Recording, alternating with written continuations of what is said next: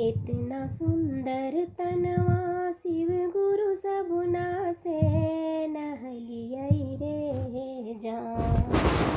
इतना सुंदर तनवा शिव गुरु सबुना से नहलियै रे जान जान।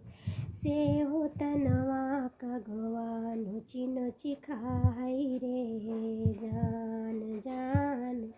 से हो तनवा कगवा नोची नोची खाई रे जान।